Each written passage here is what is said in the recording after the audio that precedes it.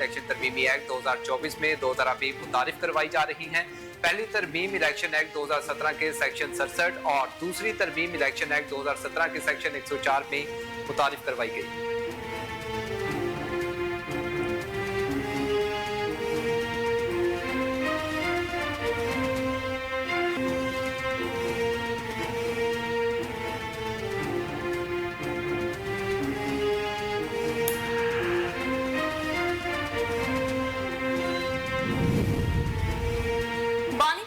फौज से मुज़ाकरात पर रजामंदी जाहिर कर दी। अडियाला जेल में साथियों से गुफ्तगू करते हुए बानी पीटीआई ने कहा कि हम फौज के साथ मुज़ाकरात के लिए तैयार हैं। फौज अपना नुमाइंदा मुकर्रर करे, हम मुज़ाकरात करेंगे। हमने फौज पर इल्जामात नहीं लगाए बल्कि सिर्फ तनकीद की। SIFC क्या है और मोहसिन नकवी कौन है?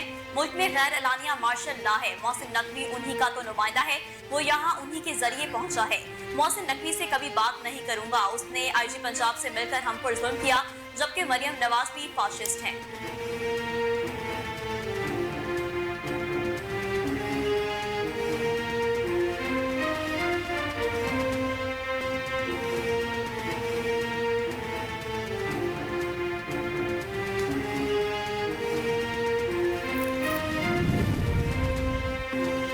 बानी पीटीआई सियासी मफादात के लिए इदारे को सियासत में घसीटना चाहते हैं। जेल से अब नई कहानी घड़ी गई है। इनको पता है इनका सोशल मीडिया सेल पकड़ा गया है, जिनके ताने बाने बाहर से मिलते हैं। विफाकी वजीर इत्तलात व नशियात अता ताड़त ने कहा कि बानी पीटीआई ने पहले कहा था कि न्यूट्रल तो जानवर होते हैं, अब यकदम तरले मिन्नतें शुरू कर दी गई हैं। नई फिल्म आई है मुझसे प्लीज बात करो। इनका सोशल मीडिया कौमी सलामती इदारों के हवाले से मुनज़्ज़म मुहिम चलाता है। जब आपका दिल करता है तो साइफर लहराते हैं और IMF को खत लिखते हैं। पहले कहा गया कि छोड़ूंगा नहीं, अब प्लीज मुझसे बात करो।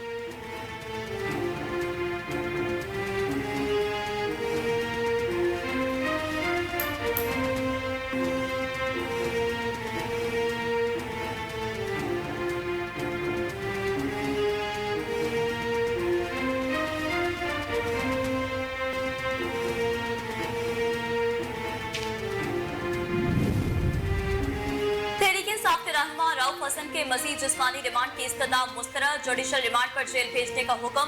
रऊफ हसन और दीगर मुलजमान को FIA ने 2 रोज का जिस्मानी रिमांड पूरा होने पर जुडिशल मजिस्ट्रेट शबीर भट्टी की खुसूसी अदालत में पेश किया। FIA प्रोसिक्यूटर का कहना था कि टेक्निकल रिपोर्ट मौसूल हुई, तमाम मुलजमान एक दूसरे से राब्ते में थे।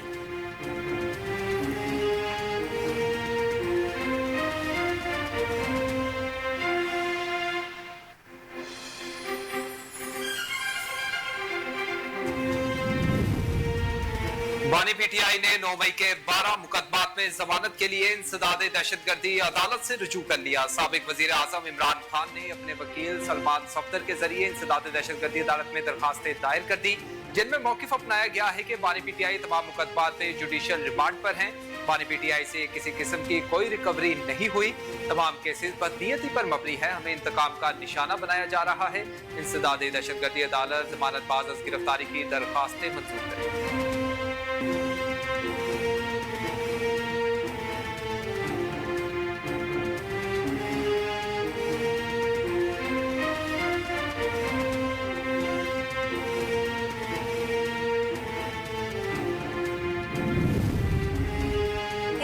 हाईकोर्ट में बुशरा बीबी के खिलाफ दर्ज केसों की तफसीलात पर आखिरी केस में अहम पेशरफ। रावलपिंडी पुलिस ने बुशरा बीबी को GHQ हमला समेत 9 मई के 11 केसेस में मुलजिम नामजद करते हुए उनके खिलाफ जिला रावलपिंडी में दर्ज 11 मुकदमात की तफसीलात हाईकोर्ट में पेश कर दी।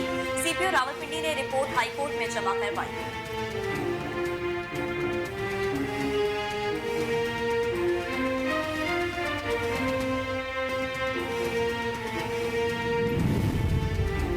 इस्लामाबाद हाई कोर्ट ने पीटीआई का मरकजी सेक्रेटेरिएट डीसील करवाने के लिए मेट्रोपॉलिटन कॉरपोरेशन से मुशावरत का हुक्म दे दिया।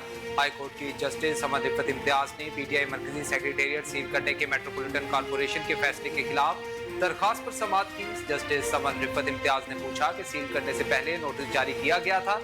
जस्टिस समद रिफत ने यह भी कहा कि 2017 और 2018 के पब्लिक नोटिस दिखा रहे हैं और 2024 में इमारत सील कर रहे हैं। आप लोग बैठकर मुशावरत करें और फिर हंगामी चीजें अदालत को बताएं। एक सियासी जमात के दफ्तर को इस तरह सील नहीं रखा जा सकता।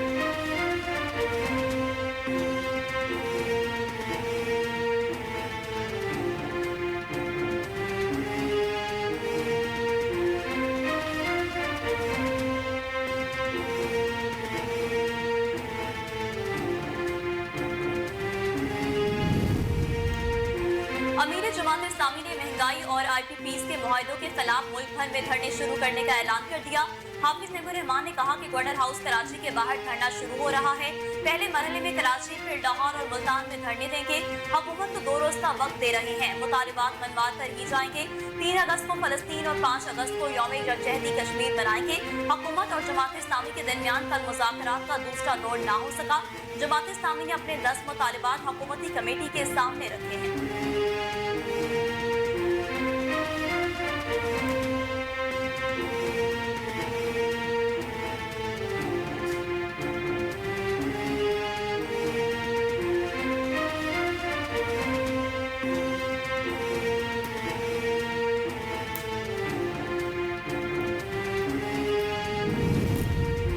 पिशावर के इलाके दरादम खेल में बारिश का पानी घर के तहखाने में दाखिल। एक ही खानदान के 11 अफराद जान की बाजी हार गए।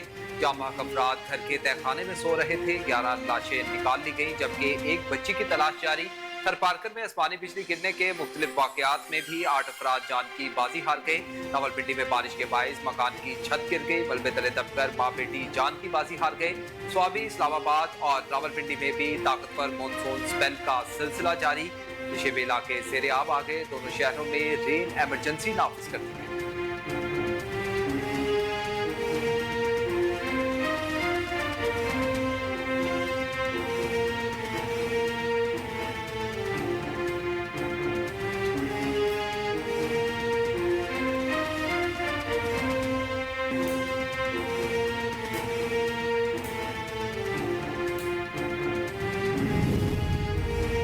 वज़ीर-ए-आज़म ने ओवरसीज पाकिस्तानियों के मसाइल के हल के लिए अपनी सरबराही में कबीना कमेटी बना दी। कमेटी में वफाकी वज़रा बराए ओवरसीज और उसके अलावा तालीम, खारजा अमूर, जबकि दाखिला, सेहत, सनत और पैदावार और तजारत के वफाकी वज़रा भी कमेटी में शामिल हैं। वज़ारत ओवरसीज के सेक्रेटरी का कहना है कि SIFC के नेशनल कोऑर्डिनेटर, स्टेट बैंक के गवर्नर, न्यूटी के एग्जीक्यूटिव डायरेक्टर और HEC के चेयरमैन भी कमेटी में शामिल होंगे।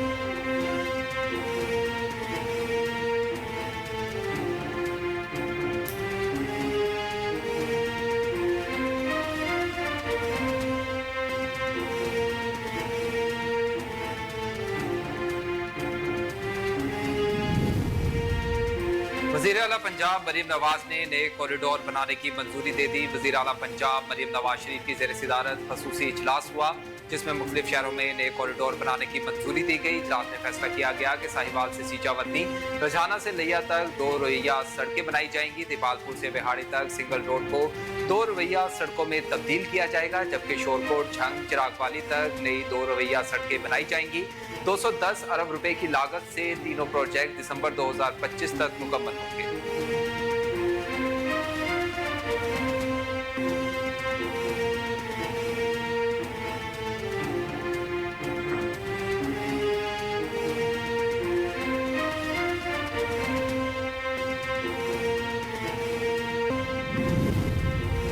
दो मुंतखब ईरानी सदर मसूद पज़ेश्कियान ने अपने ओहदे का हल्फ उठा लिया। हल्फबरदारी तकरीब में नायब वज़ीर आज़म और वज़ीर खारजा इसहाक डार ने भी शिरकत की। हल्फबरदारी तकरीब में 80 से ज़ायद ममालिक की अहम शख्सियात शरीक हुई। ईरान के आइन के मुताबिक नौमुंतखब सदर को ओहदे का हल्फ पार्लियामेंट में लेना होता है। सदर को हल्फ उठाने के 2 हफ्ते में काबीना का इंतखाब करना होता है।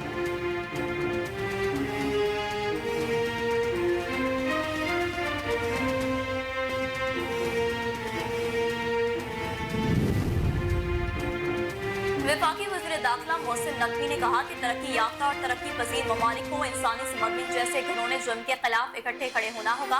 इंसानी स्मगलिंग की रोकथाम के आलमी दिन पर अपने एक पैगाम में वफाकी वज़ीर दाखिला का कहना था कि बेरोजगारी, गुर्बत और गैर मसावी दौलत की तकसीम से इंसानी स्मगलिंग में इजाफा हुआ। तरक्की पजीर ममालिक को गैर कानूनी इंसानी स्मगलिंग का सबसे ज्यादा सामना है। FIA इन गैंग्स की सरकोबी के लिए हमा वक्त चौकस है। आए मिलकर इंसानी स्मगलिंग के खिलाफ आगाही पैदा करें।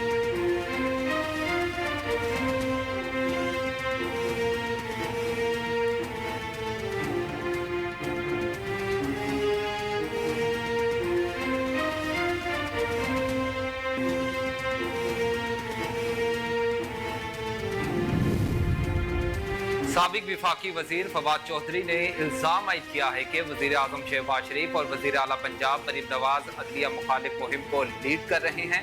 इस्लामाबाद में मीडिया से गुफ्तगू के दौरान फवाद चौधरी का कहना था कि अदालतों के फैसलों की इज्जत नहीं की जा रही, हर चीज में रुकावट डालना आम सी बात हो गई है। कहा अदलिया के फैसलों की तस्दीक पर शहबाज शरीफ नाअहल भी हो सकते हैं। मरीम नवाज के बाद नून लीग के MNAs और MPs अदलिया की तस्दीक कर रहे हैं। नून लीग अदलिया पर हमलावर है। इस वक्त पाकिस्तान में गैर यकीनी की सूरत हाल।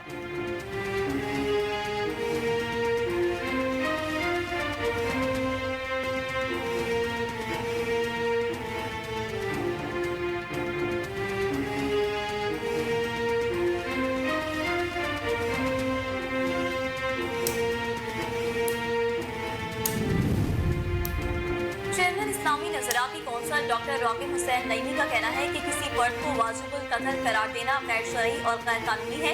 एक बयान में डॉक्टर रागिब नईमी का कहना था कि इस तरह के जज्बाती इक़दामात से अकीदा खत्म नबूवत के मकसद को नुकसान पहुँचता है। किसी फर्द, गिरोह या जत्थे को ना शरई और ना ही कानूनन इजाजत है कि खुद अदालत लगाते हुए किसी के कत्ल का फतवा और हुक्म जारी करे। चेयरमैन इस्लामी नजरियाती कौंसल के ऑफिस से जारी बयान में कहा गया कि मुमलिकत खुदादाद पाकिस्तान आईनी और इस्लामी रियासत है। कानूनी नज़्म में हर नोयत के जराइम की मुस्तकिल सजाएं मौजूद हैं, जो तयशुदा तरीक़ेकार के मुताबिक बजरिया अदालत की जाती है।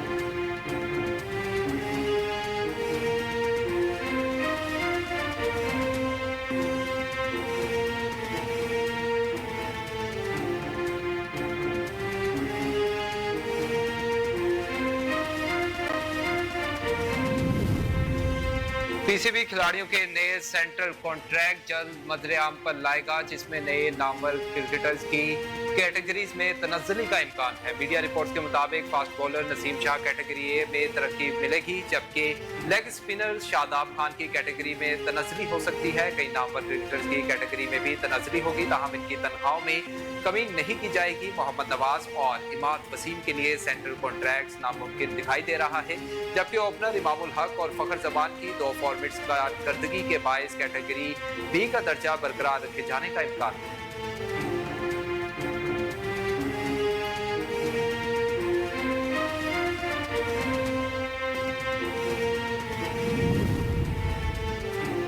क्रिकेट बोर्ड की जानिब से साबिक कप्तान वकार यूनुस को दोबारा पीसीबी में ओहदा मिलने का इम्कान है। जराये के मुताबिक chairman Pakistan cricket board Mohsin Naqvi ने क्रिकेट के मामलात में साबिक कप्तान वकार यूनुस को सौंपने का फैसला कर लिया।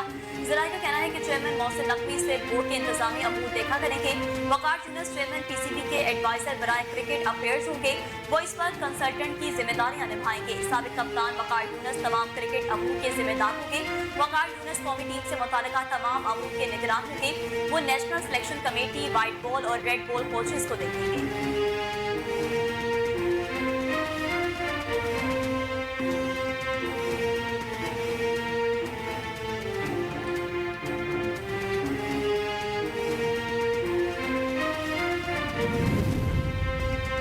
समर ओलंपिक्स 2024 में मेडल्स की जंग का आगाज हो चुका। 3 रोज के दौरान जापान 6 गोल्ड मेडल के साथ पहले नंबर पर विराजमान है, जबकि मेजबान फ्रांस 5 गोल्ड मेडल्स के साथ दूसरे और चीन 5 गोल्ड मेडल्स के साथ तीसरे नंबर पर मौजूद। तीसरे रोज आर्चरी में कोरियन खिलाड़ियों की बालादस्ती बरकरार रही। बरतानिया ने भी गोल्ड मेडल जीत लिए, जबकि जर्मन राइडर्स माइकल ने कैरियर का तीसरा ओलंपिक गोल्ड मेडल जीतकर एक्सट्रियन में नया रिकॉर्ड बना दिया।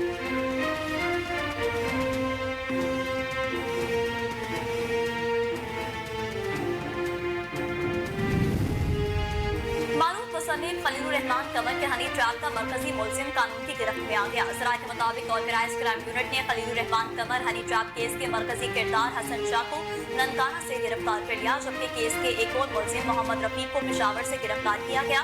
पुलिस ने बताया है कि हनी ट्रैप के मास्टरमाइंड हसन शाह ने खलीलुर रहमान कमर की काबिल एतराज वीडियो भी वायरल की थी।